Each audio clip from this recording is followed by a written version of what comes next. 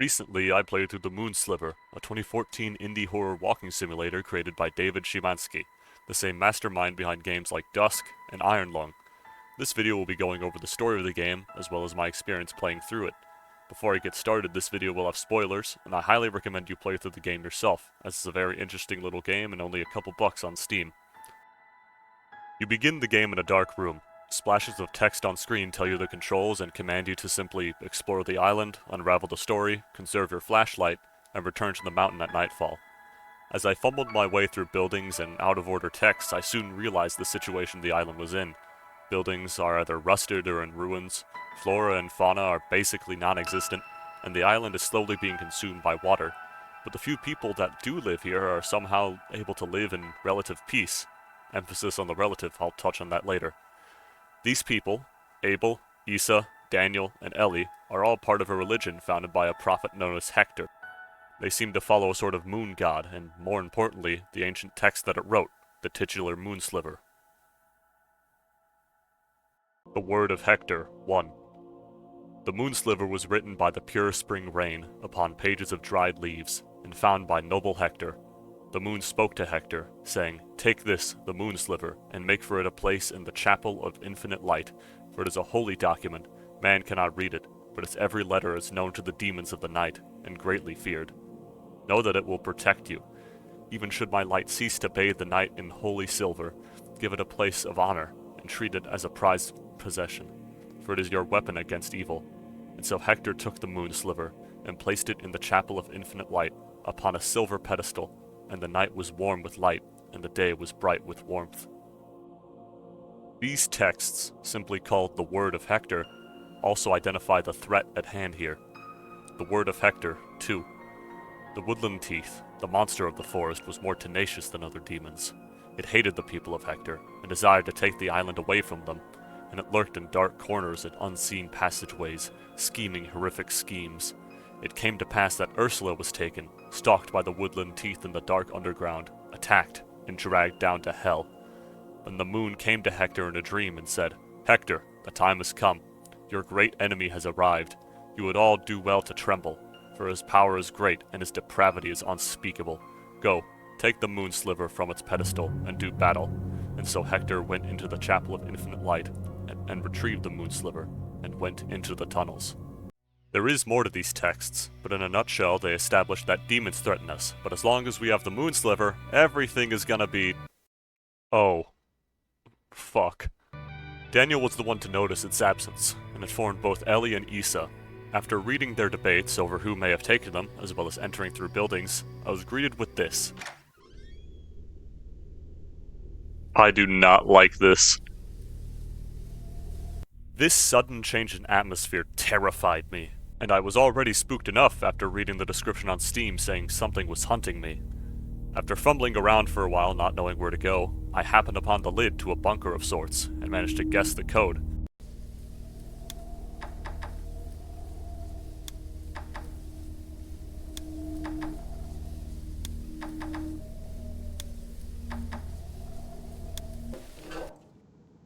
Oh fuck.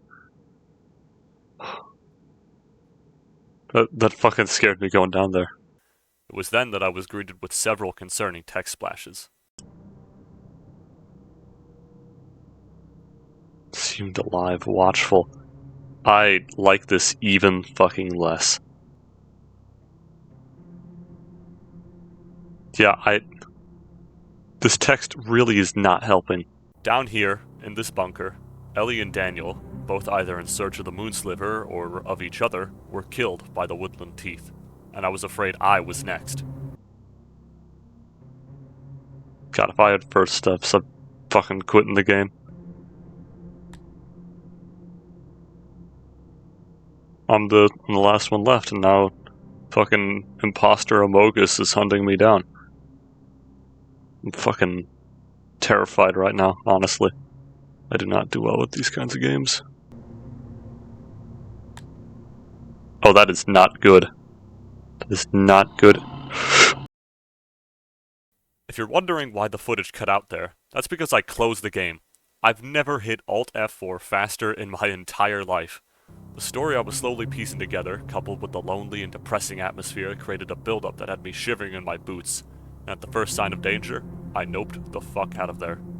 A few weeks later, I finally found the time to revisit the game. I made sure to visit every area I could remember and skimmed through the story once again. Upon reaching the bunker, I braced myself for a jump scare. I do not do well with this shit. Okay, so this is where I Alt F4'd last time. I'm gonna go towards it. Okay. Just nothing. That's right. I got spooked into quitting by a damn audio cue that plays as soon as you enter the room. After leaving the bunker, I was greeted with yet another change in atmosphere that totally didn't scare me at all. Oh, fuck. Gotta enter the mountain.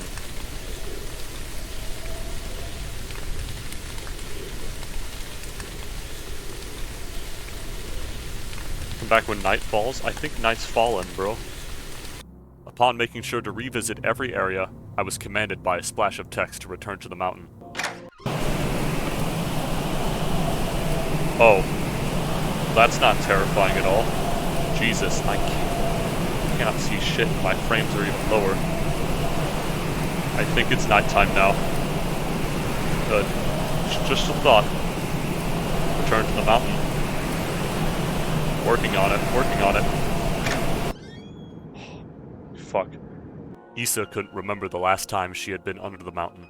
There was no reason to come here, but she had looked everywhere else. She clutched the old knife in her right hand. Yesterday, the moon sliver went missing. Today, Ellie, Daniel, and Abel were all nowhere to be found. She knew the word of Hector by heart. The sinister implications were not lost on her. Ellie? She called. Daniel? Abel? Abel heard her and answered, I'm here. There was something strange about his voice, something Issa didn't like. What are you doing here? I'm reading of ages past, he said. You know where Ellie and Daniel are? She said. I do not. They are missing, she said. They are missing, and the moon sliver is missing. Do you understand me? Do you understand what this implies? I do, he said. Before we discuss what the hell Abel was doing here, let's backtrack for a moment and look at the relationships and feelings between these characters.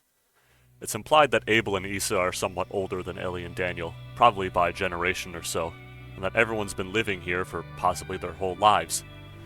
Living here for so long has obviously caused these people to grow close to one another. It's implied that Daniel has feelings for Ellie, finding her beautiful and showing affection as they reminisce about their childhood. It's also outright stated in one text splash that Issa has grown to love Abel, despite his dismal and somewhat nihilistic nature. But why does he feel this way?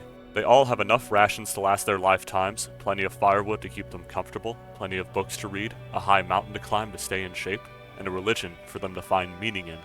On paper, this sounds like a quiet, peaceful life. Abel seems to find no peace in it whatsoever, reading to escape and dreaming of better times. In his disillusionment, Abel decides to sleep with Ellie.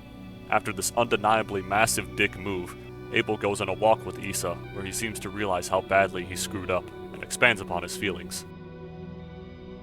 They reached the ruins and strode leisurely through them toward the shoreline. Issa could remember when the old building still stood here, filled with families. We're old, Issa, said Abel, and we're getting older. We've been getting older since we were born, said Issa. She was always smiling. Abel never smiled. I feel like I missed life, he said, like it whizzed right by while I wasn't looking, and I'm watching it disappear into the horizon, stuck in this prison. Oh, come on, she said. Look out at the water. Isn't it beautiful? It's lonely, he said. Lonely and infinite. I'm sorry, he said. And he cried, because he cried often during his talks. For what? She said. For a lot of things. This conversation also shows Issa's view on life. He relies a great deal on religion for comfort and continuously tries to stay positive, but deep down, she's just as dismal as Abel. After this walk, Abel decides to visit Daniel, where it's implied that Daniel confronts Abel about Ellie, likely having figured it out via deductive reasoning. It's unknown exactly how this confrontation goes, but at some point before or after this, Abel decides to write about how he feels. What childlike emptiness I feel, to find the most peaceful solace in fantasy. to find in masquerades a truth more vivid than reality. What sort of twisted villains were the ancient writers to taunt us with unreachable worlds more beautiful than our own? We have enough stored food to live out long lives. When our wood runs out, we will be cold, but only so cold as to be uncomfortable. The water is rising, but it will be many years before it reaches our homes. Technically, we survive, but to what end? This island is all the world we know, and it is nothing but the broken pieces of a fairy tale. There is an evil man on this island, and I know him well. We played together as youths, we have cried together, we have eaten together, we have loved the same women, betrayed the same women. He is my constant companion and my worst enemy. He puppets my arms, legs, and mouth to his own selfish ends, and secretly hurts everyone I love as I watch, helpless, with their unshed, unfelt blood on my hands. He gifts my flesh with indescribable pleasures, and blights my soul with unutterable despair. His name is Sin. We are irrevocably bound together. Surely there exists no hell worse than this.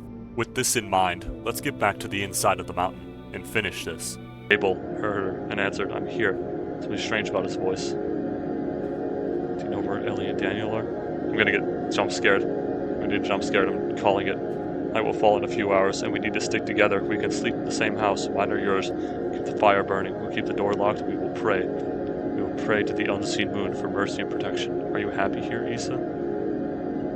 It can't stay in the dark. It thrives in the dark. Oh. Oh my.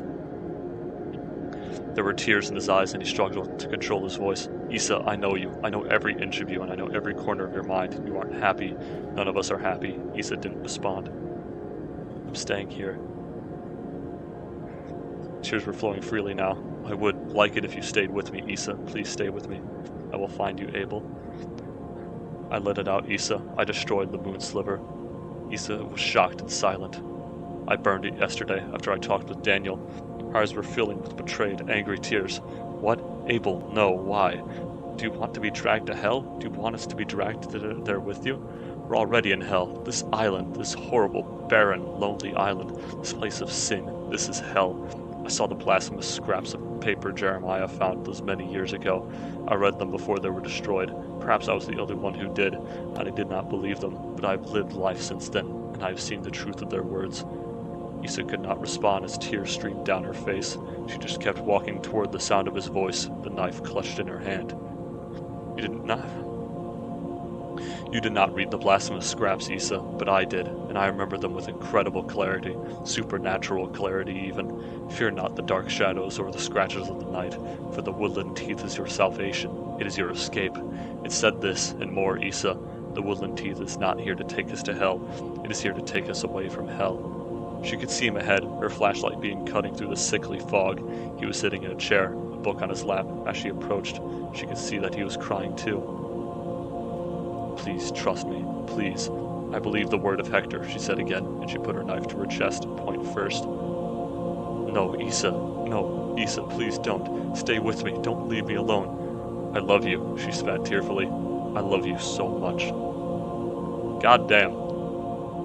She closed her eyes and pushed. She remembered where the heart was located, from one of her father's old books. Abel was too slow to catch her falling body. He knelt beside her and sobbed for some time. A light! He was not a strong young man anymore, but Issa's body was light. He would take her out to the water. She'd always loved the water. But then what? Read? Read until it found him? No, he didn't feel like reading anymore. He was ready to be rid of this entire cursed island, books and all. He would simply wander, aimlessly and freely, take one last look at the island and feel the wind. So I'm him. So I'm him wandering around the island, and taking all the memories away.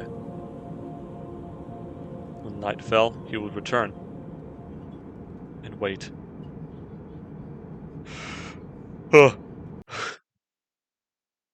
Scared the that gave me goosebumps. Holy shit. This tragic twist tied everything together, and really left an impression on me. We were Abel all along, but at times, we were also Daniel, Ellie, and Issa. With the way the game paces its text and allows you to explore, it really puts you in the shoes of these characters. When you're walking the desolate landscape, you can feel the deep loneliness and depression in Abel and Issa. When wandering the tunnels, you feel the fear and anxiety that Ellie and Daniel felt before they met their ends. It manages to make events so vivid and clear, yet leaves them out of order and up to interpretation. What you've been hearing so far is merely my interpretation of the meaning and order of events. That sense of agency and room for error is what turns this short little indie game into a thought-provoking work of art.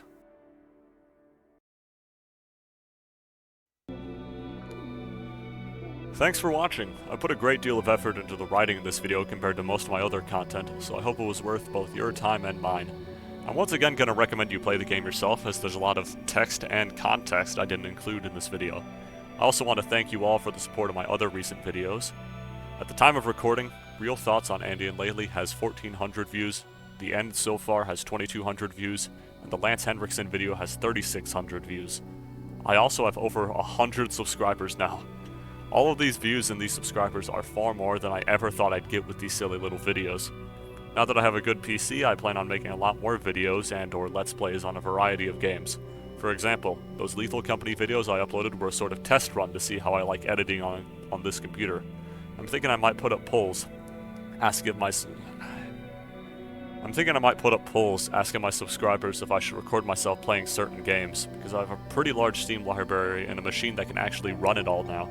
I'm also somewhat considering making an audiobook type video for the Moon Sliver, where I read the text in what I think is the correct order. But anywho, thanks again, and I'll see you next time.